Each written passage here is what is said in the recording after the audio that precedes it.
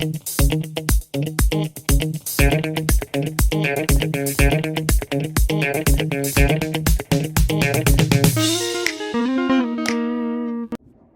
there, it's me again.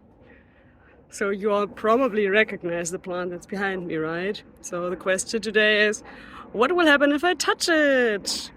Although that one is too easy, right? So let's look at another question that might be a little bit more interesting.